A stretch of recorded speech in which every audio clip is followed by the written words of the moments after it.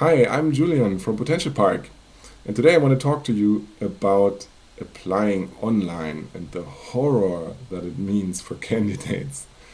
And we have done research about this for many years, and we have seen why it is often the part of the process where employers lose the most candidates, and what solutions companies and providers are finding for it. So I want to share 12 rare tips that you may not have seen everywhere else on how to stop scaring off applicants and make them love you. Imagine that, applying online and loving it more than 90% of other companies and their processes. We are Potential Park, a market research firm, and we're located here in Stockholm, the old town. So if you ever want to come by and visit us, and we have done nothing else since 2002 than looking into exactly these topics, what moves candidates. I had an alternative title for this entire video. That was Dr. Strangelove, or How I Learned to Stop Worrying and Love the ATS. This, of course, is a reminiscence of an old Kubrick movie from the 1960s, Dr. Strangelove, and that was about the US and the Soviet Union having a nuclear standoff. And then one side developed a so-called doomsday machine that had the only purpose that when the other side attacks, it would automatically trigger the retaliation. So it eliminated all politicians and their decision processes and their entire human factor. And it would immediately lead to mega death. So it was a parody on the Cold War. And this is a little bit what it feels like with the ATS sometimes. That's when you click apply now, it's immediate death to the candidate experience. The human factor has been eliminated, and I don't think it needs to be. There are solutions, and you can make it better.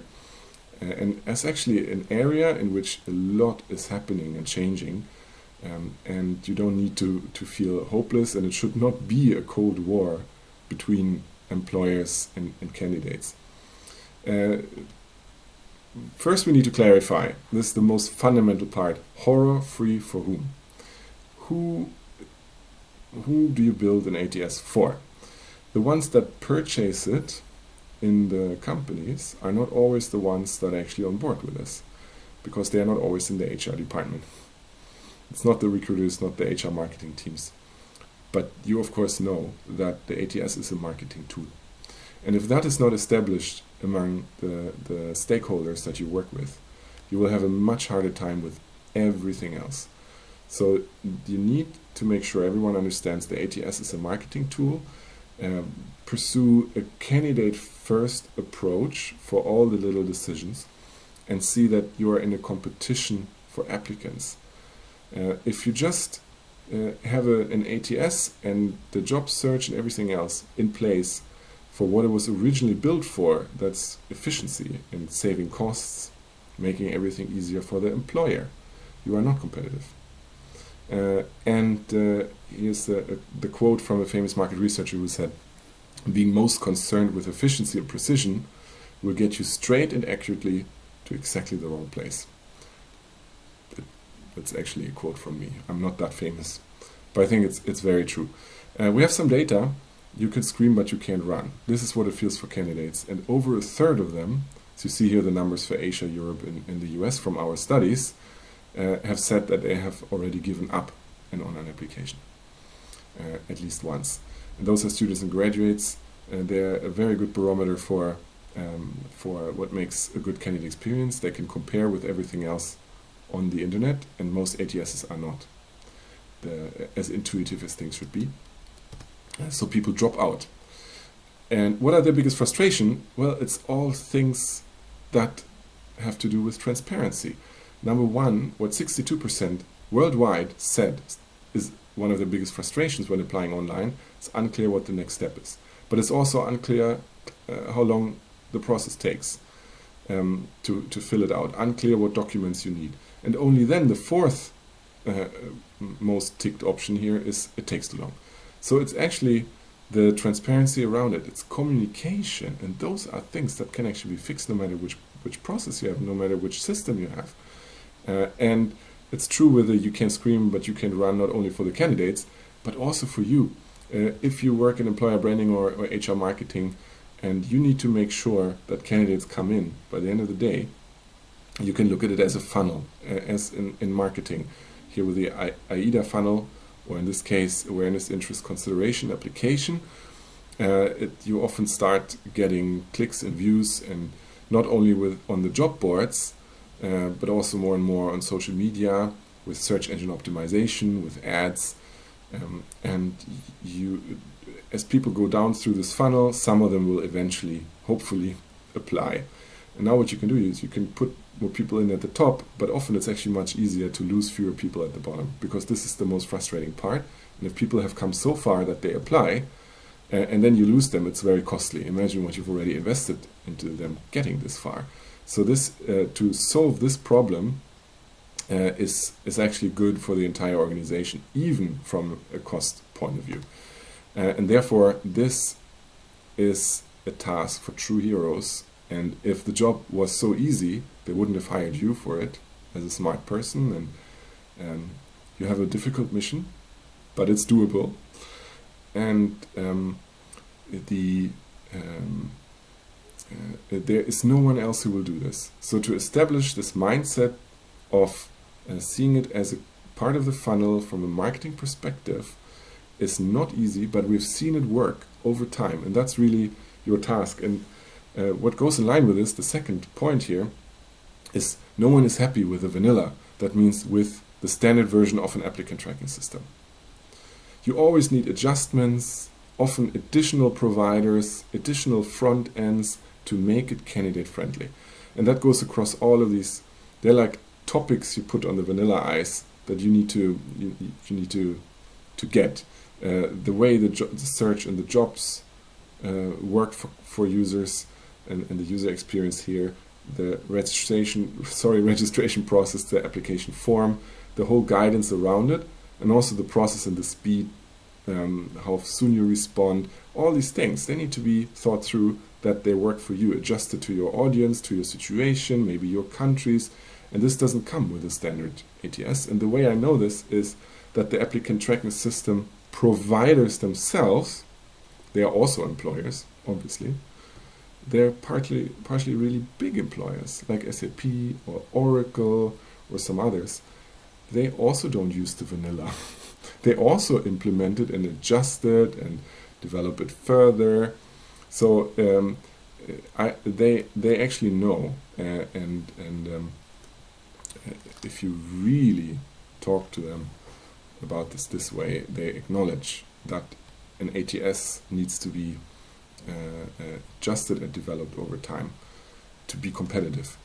Therefore, I would recommend you, as point number 3, to think about candidate first rather than lipstick on the penguin. What does this mean? So you need to think about it from the very first moment, whenever you either select a provider or implement and embed the ATS in all of the ecosystem, or you already have it and don't want to change it, how you optimize it.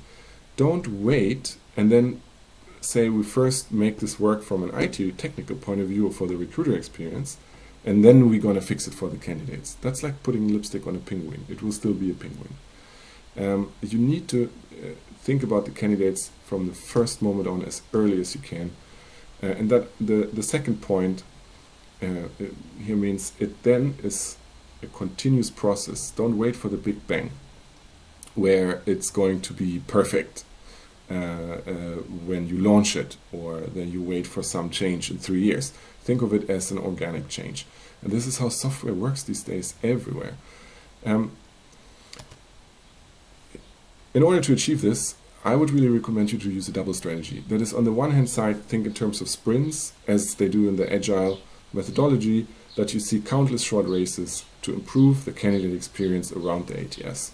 And there's many little decisions you will need to make, but also think of the marathon to change people's minds over time. I mean, your stakeholders, everyone who will work with the system, everyone who is a decision maker, that everyone is in line with what you call the candidate experience and the candidate first approach. This is a marathon, and you cannot wait for one strategy to be done to start the other. That doesn't work. So you need to go both strategies at the same time, and that works. Often the marathon, it does have effect after a while. People realize that if we want candidates to come in, we need to make sure that we not only look at costs or how easy the system is to connect with our existing ecosystem, and to integrate, and how nice it is for recruiters. Now we have to, at every step of the way, think of the candidates. You have very good arguments for that, be it demographic change, be it the competition and the benchmarks. There's very good arguments, and over time you will actually move people's minds, I assure you. Or if not, get a new job, because great HR marketing people are needed. So what about the job ad? I think we should make a separate video about that, but I want to say a couple things here. Can the job ad sell the job? If you think about a classic e-commerce situation, you have some information, and then you put, maybe in Amazon, you put the book into your basket, and then you go to the checkout and pay. Yeah, it could be similar for the job, but can the job ad itself really be the place where people get all the information they need to apply? And this might sound strange, but yeah, of course, it should be a great job ad that convinces people. But actually, if you put all the weight of your employer brand on the job ad, you might get a problem. And it's a little bit like fitting an elephant through a very small door. The job ad needs to carry too much weight. It starts before that. You need to look into the matching. You could think of it as, how do I even know which job to look for as a candidate?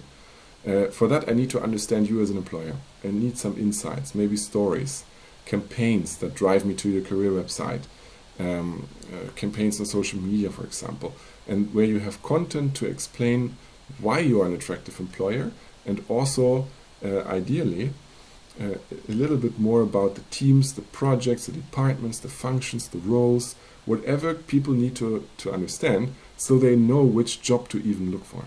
Otherwise, you're going to have a lot of bounces. People go on your site, look into the jobs, they don't find the matching job, they give up and leave, and they never even got to their dream job that was hidden somewhere. The best example for this is job titles that people often don't understand.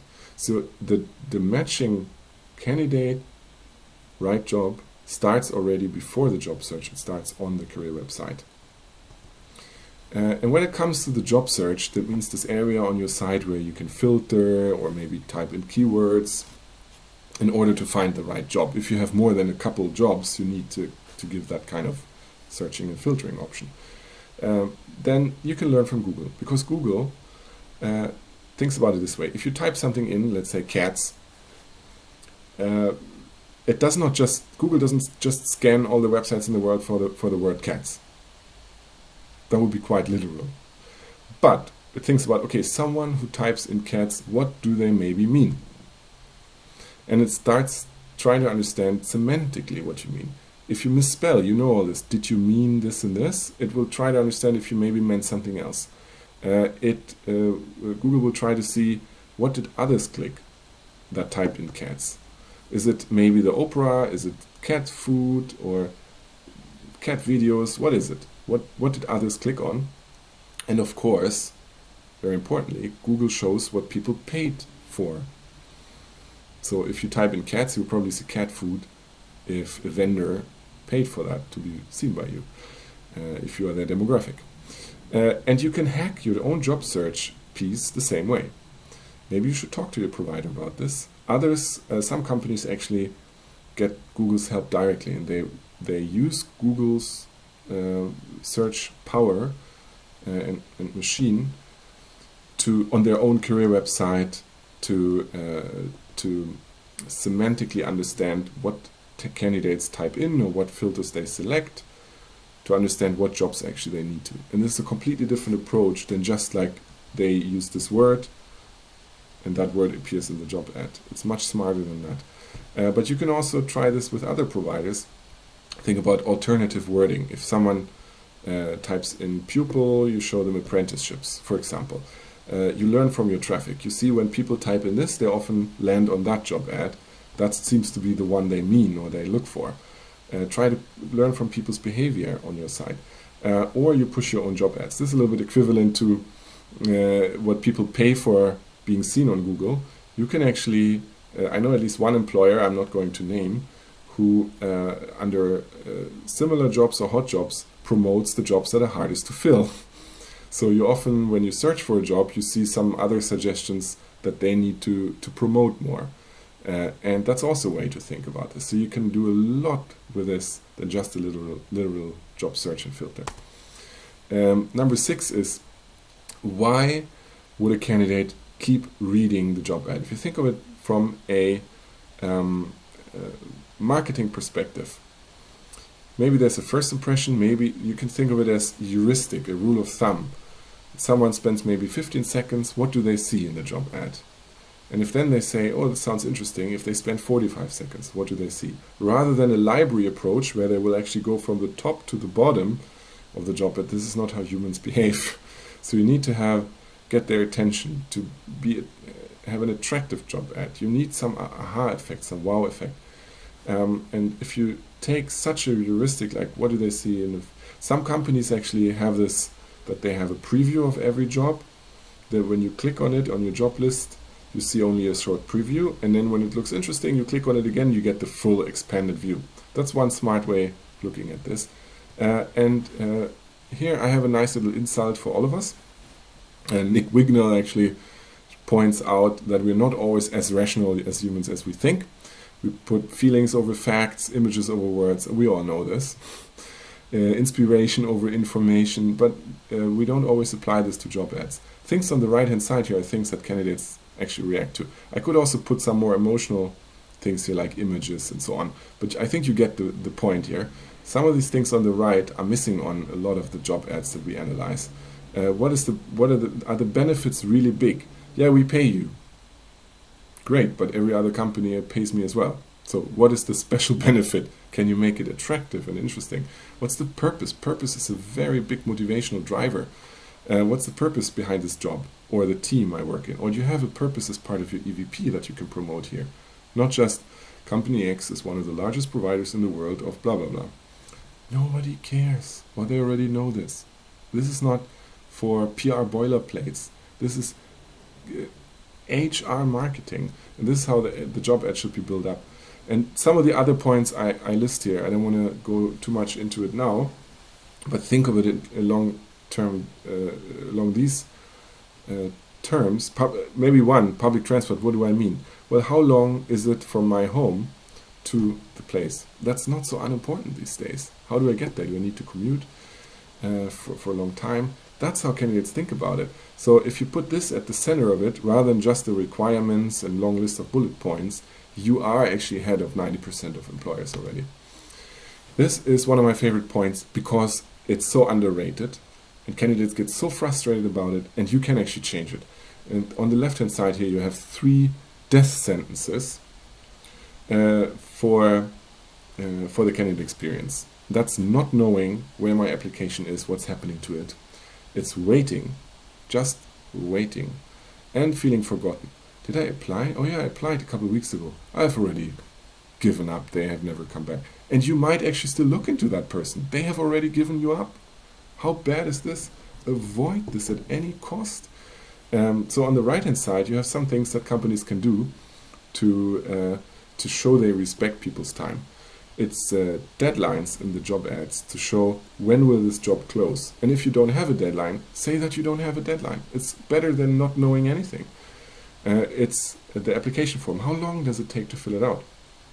Maybe I don't have that much time. I would like to know if it makes sense to even get started. Hearing back. When will I hear back? If I don't know anything, I will get nervous after a week. If I know it takes 2 weeks, I will not get nervous after 1 week. The complete process. How long will it take? How much time do I need to plan? I need to know how much time I have and how much time I need. That's king.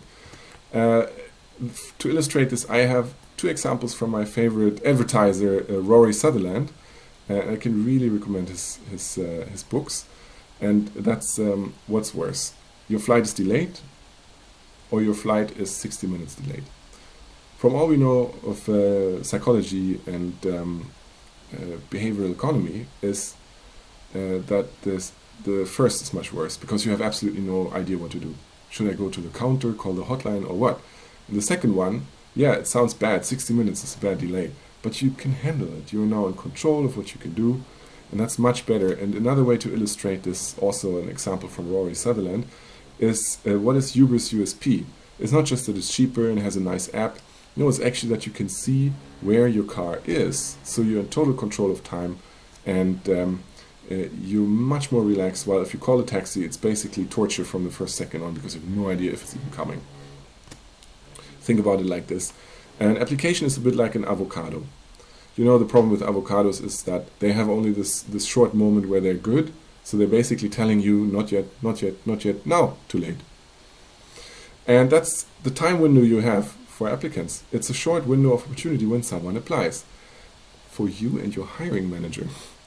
So you need to create awesome new response processes with your hiring managers. If they think applicants are just sitting in the system and waiting, they will get a lot of bad avocados. And the moment they say, oh, today I actually have time to look into some possible interview candidates, they will only get the candidates that have their avocado moment just that day.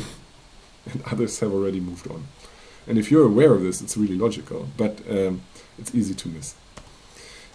Yeah, the horror of registering. Coming back to why do the ATS even exist? To make life easier for companies. They were not invented for candidates. And for efficiency reasons. And registering is part of this. Imagine seeing it from an e-commerce point of view. Yeah, you have to sign up on Amazon or anywhere else to order, otherwise they can't ship you things. But they make it as easy as possible to register. And they make it as painless as possible, and so should you. And you should be worried if you haven't thought about this, because many companies are now starting to change something here, where even something small as registering on your site is made optional. That's the first thing you can think about, to offer with or without registration. The second option is to make it just a click in the end. There are more systems now that let you fill out an application. In the end, there's a little tick box if you want to register, and then explain the benefits. Why should I register? It has advantages for the candidates, like reusing the same data or tracking the status of your application. But if you don't explain them, how are they supposed to know?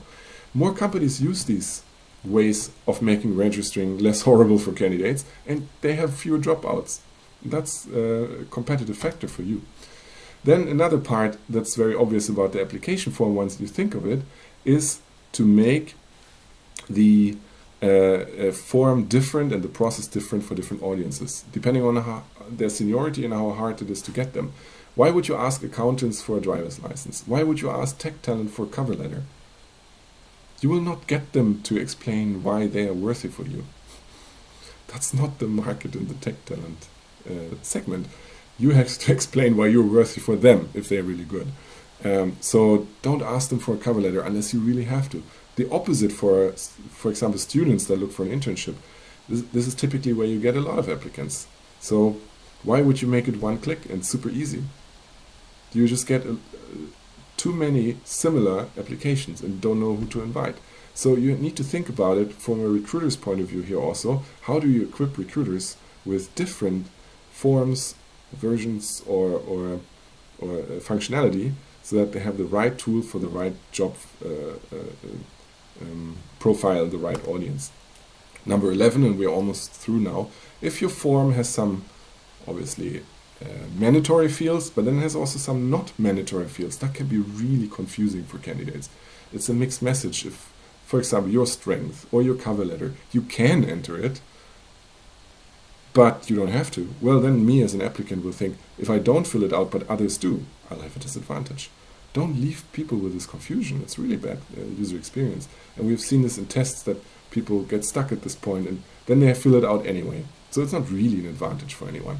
Therefore, only ask for what you need and make sure that you expect it. And number 12, to sum it all up, as Albert Einstein said, allegedly, I wasn't in the room, he allegedly said a lot of things, but I think it makes sense. Everything should be as simple as possible, but not any simpler. And this relates to the pizza question. We had a discussion at one of our conferences, should applying online be as simple as ordering a pizza? And there were some people that said, no, it should not. We don't just want throwaway applications and be flooded. And that's true. So what I would say to differentiate here is remove all unnecessary hurdles. but keep necessary demands and find a good balance there.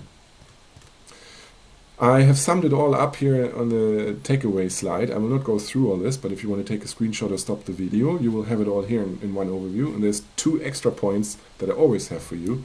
One is you need to, sorry my French, but get your head out of the box and ask the candidates. In all of these implementation or improvement processes, you need to get touch and a connection with candidates and need to test with them, get their feedback.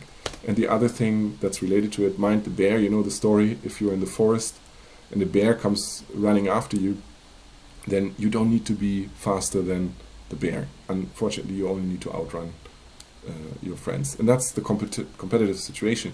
You don't need to be perfect. This sounds like, oh, so much we could do. Yeah, but you don't need to be perfect at all. You just need to be better than your competitors. It sounds much more doable. So benchmark with companies in your industry, but not only, also with companies that compete for the same talent and with the best. You don't have to beat the best in everything, but you can learn a lot from the best, and so that you have a goal you can reach, that if you're better than your competitors, you have arrived. You should celebrate this. And one way we help you with this is the talent communication study. We do this every year, and you can use it as an employer and as an employer branding and HR marketing team to make things more fun and successful, I would say, for you. It's much more fun when you know that you're on the right way and you move things forward. And we measure the candidates' needs. We look at the career channels and audit them from top companies in different markets. We rank them and benchmark them, and then we have recommendations for improvement. And no matter if you are in one of our rankings right now or not, you can actually use these. And what this is not, this research is very important, it's not a popularity contest. We don't measure the image. There's a lot of image measuring, and it's not always easy to act upon it. But this is the communication we measure, and everyone can have a good application process. You don't need to be a popular or well-known company for that. On the contrary, if you have maybe trouble finding talent, then fixing the communication is necessary, and we can measure that no matter what company you are, and it's not pay to play. You cannot pay to be in our official rankings. It's to be as independent and significant as possible. So we select companies every year for our rankings that we think are the most interesting to compare. But even if you're not one of those, we can also make an extra measurement just for you and give you your feedback and your analysis. We're independent, and our studies are hands-on. You get something to implement and to work on, possibly with other agencies. I mean, we see a lot of companies work with ATS providers and additional providers and agencies, and then we are a partner to fuel all of this with the knowledge about the candidates and the competition. And it's actually good to start with that as early as possible, because imagine you are not great today, and then you move a little bit within a year, and how do you know? If you didn't make a zero measurement, you don't know that you actually advanced. So you need to measure as early as possible, so you can also prove that what you did was great. And I can tell you from my experience, nothing moves more mountains than a bad ranking, because it really shows, oh, we have to move something, and it breaks a lot of internal barriers. And nothing is nicer than to celebrate a success when you can show we've worked so hard and actually the potential success, we have improved something. Both is important. If you would like to get these slides and or a virtual coffee with me or one of my fine colleagues, then please just email me at julian@potentialpark.com with the subject ATS. Don't bother too much about the text. I'd love to talk to you if you're working in this area, and if you have any comments what the next video should be about, just leave them below or email them me. And I wish you a wonderful day and hope to talk soon. Bye.